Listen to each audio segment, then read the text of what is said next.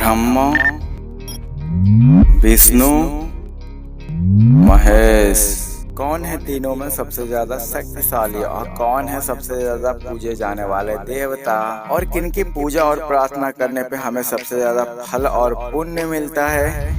नमस्कार दोस्तों, आप सभी का स्वागत है प्रकाशित जीवन पे। तो आज हम बात करने वाले हैं दोस्तों, बहुत सारे लोगों के मन में ये डाउट रहता है कि हमारे ब्रह्मा, विष्णु, महेश में सबसे ज्यादा शक्तिशाली कौन है। तो चलिए आज इसी पे बात करने वाले हैं और आपके सारे के सारे दुविधा, प्रश्न और डाउट को दूर करने वाले हैं। दोस्तों सबसे पहले हम बात करेंगे कि हमारे तीनों देव में सबसे ज्यादा शक्तिशाली कौन है, किनके पास सबसे ज्यादा शक्तियाँ हैं। जी हाँ दोस्तों, ब्रह्मा के पास सबसे ज्यादा शक्तियाँ हैं, या फिर विष्णु के पास सबसे ज्यादा शक्तियाँ है, या फिर अपने भोलेनाथ जिन्हें महेश कहते हैं उनके पास सबसे ज्यादा शक्तियाँ हैं। तो दोस्तों अगर बात किया जाए ब्रह्मा भगवान के बारे में, तो ब्रह्मा भगवान एक नहीं अनेक है। जी हाँ दोस्तों, हर एक ब्रह्मांड के हर एक ब्रह्म देव है। जी हाँ दोस्तों, हमारे सृष्टि में बहुत सारे ब्रह्मांड है, तो हमारे यहाँ बहुत सारे ब्रह्मा भगवान भी होंगे। तो ये तो आपको पता चल गया कि ब्रह्मा भगवान की शक्ति हर एक ब्रह्मांड में हर एक तरह की होती है। लेकिन अगर बात की जाए दोस्तों हमारे विष्णु भगवान का, तो हमारे विष्णु भगवान अकेले ब्रह्मांड में नहीं, पूरी सृष्टि में अकेले एक ऐसे है जो पूरी सृष्टि का पालन करते, पूरी सृष्टि को चलाते हैं। तो दोस्तों आप सभी को पता चल गया होगा कि ब्रह्मा भगवान और विष्णु भगवान की शक्तियाँ क्या है। एक एक सृष्टि को चलाते हैं और एक ब्रह्मांड को एक चलाते हैं। लेकिन वही अगर बात किया जाए हमारे भोलेनाथ की, तो हमारे सृष्टि में भोलेनाथ सिर्फ एक है। और उनकी शक्ति की बात की जाए तो अगर वो शांत है तो एक सामान्य पुरुष की तरह रहेंगे, अगर लेकिन अशांत हो गए तो पूरे ब्रह्मांड को चुटकी बजाते ही खत्म कर सकते हैं। जी हाँ दोस्तों, अगर उनको क्रोध आ गया तो पूरी सृष्टि को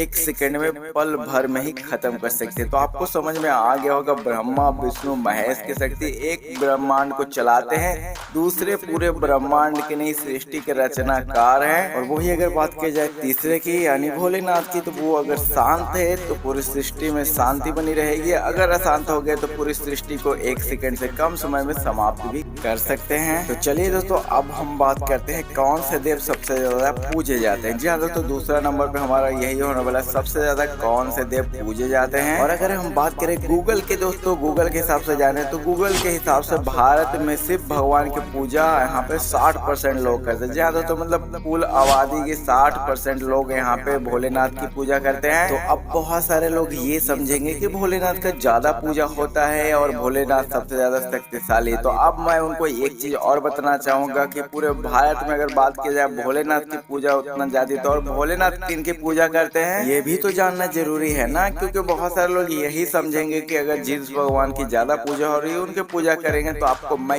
ये बतलाना चाहूंगा, भोलेनाथ का एक रूप है बजरंगबली, जिसे हनुमान जी कहते हैं हम सब। और हनुमान जी जो कि भोलेनाथ का एक रूप है, और ये तो सारे बच्चों को भी पता होगा दुनिया के कि हनुमान जी कितने बड़े भक्त हैं अपने राम भगवान के। और राम भगवान किनका रूप है, वो रूप है विष्णु भगवान के। अर्थात भोलेनाथ तो विष्णु भगवान के परम भक्त हुए ना, एक तरह से अगर देखा जाए तो भोलेनाथ परम भक्त है विष्णु भगवान के। तो सबसे ज्यादा शक्तिशाली तो विष्णु भगवान हुए, तो ऐसा बिल्कुल भी नहीं है दोस्तों। अब मैं आपको बतलाता हूँ सबसे ज्यादा पूजा किनकी होती है और सबसे ज्यादा शक्तिशाली कौन है। तो देखिए दोस्तों, जिन भाइयों को भी ये दिक्कत आती है, ये दुविधा रहती है कि हमारे भोलेनाथ सबसे ज्यादा शक्तिशाली, उनकी सबसे ज्यादा पूजा होती है, कुछ लोग बोलते हैं हमारे विष्णु भगवान सबसे ज्यादा शक्तिशाली, उनकी ज्यादा पूजा होती है, कुछ लोग कहते हैं ब्रह्मा भगवान ज्यादा शक्तिशाली है, उनकी पूजा ज्यादा होती है। तो देखिए दोस्तों, अगर आप भी इस तरह का विचारधारा रखते हो कि ब्रह्मा ज्यादा शक्तिशाली है, विष्णु ज्यादा शक्तिशाली है, या महादेव ज्यादा शक्तिशाली है, तो यह तरह का बहुत बड़ा पाप है दोस्तों। और आप यह पाप कर रहे हो, जैसा कि गीता में भी कहा गया है दोस्तों कि ब्रह्मा ज्यादा शक्तिशाली नहीं है, ना ही ज्यादा विष्णु शक्तिशाली और ना ही महादेव शक्तिशाली है। तो आप सोचे होंगे ऐसा क्यों। तो दोस्तों ये तीनों अलग है ही नहीं, तीनों एक है। ब्रह्मा, विष्णु, महेश तीनों के तीनों एक ही रूप है दोस्तों। जी हाँ दोस्तों, रूप अलग है लेकिन तीनों है एक ही। जैसे अगर आप विष्णु भगवान की पूजा कर रहे हो तो उनके साथ ब्रह्मा भगवान और भोलेनाथ का पूजा साथ में होगा। अगर आप भोले भगवान की पूजा कर रहे हो तो उनके साथ ब्रह्मा भगवान और विष्णु भगवान का पूजा हो जाएगा।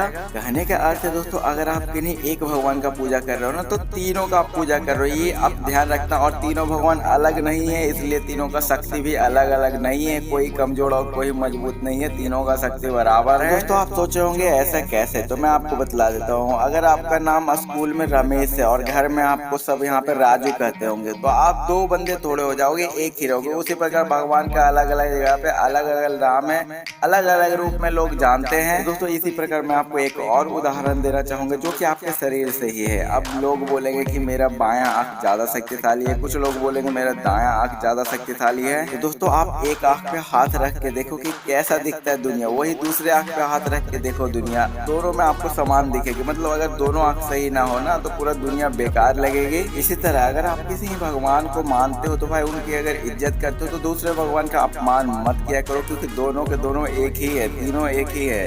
मतलब एक आंख जैसे आप कह रहे हो उसी तरह दूसरा आंख है, वैसे ही भगवान भी वैसे सेम है दोस्तों। तो आप कभी भी किसी की निंदा ना करो, अपमान ना करो, सब भगवान एक है। और सबकी पूजा करो, सबकी इज्जत करो, सबका सम्मान करो, और अपने माता पिता का सबसे ज्यादा सम्मान करो, और दूसरों के माता पिता का भी सम्मान क्या करो, क्योंकि भगवान का एक ही इच्छा है, इंसानियत। जिस इंसान में इंसानियत है वो उसे भगवान मिल ही जाते हैं। अगर इंसान में इंसानियत भी ना होना तो भगवान उसका पूजा पाठ क्या उसे देखना भी पसंद नहीं करते। तो अपने अंदर के इंसान को जगाओ दोस्तों, लोगों की मदद करो, यही हमारा परम धर्म और परम कर्म है दोस्तों। तो दोस्तों अब मैं आशा करता हूँ कि आपके सारे प्रश्नों का जवाब मैं दे दिया होगा। अगर आपके और भी कोई प्रश्न है तो आप मेरे को कमेंट में पूछ सकते हो। और अगर आपको ये वीडियो अच्छा लगा है दोस्तों तो एक बार लाइक करके चैनल को सब्सक्राइब कर दीजिएगा और बेल नोटिफिकेशन को ऑल पे सेट कर लीजिएगा। जी हाँ दोस्तों, घंटे वाले बटन को जरूर दबाइएगा, जिससे कि मैं आप सभी के लिए और बहुत सारे प्रश्नों के जवाब उत्तर ला के दे सकूं और आप उसे देख के अच्छे सीख सको। तो चलिए दोस्तों, मैं मिलता हूँ अगले वीडियो के साथ, तब तक के लिए अच्छे से रहेगा। जय हिंद, जय भारत, जय सिया राम दोस्तों।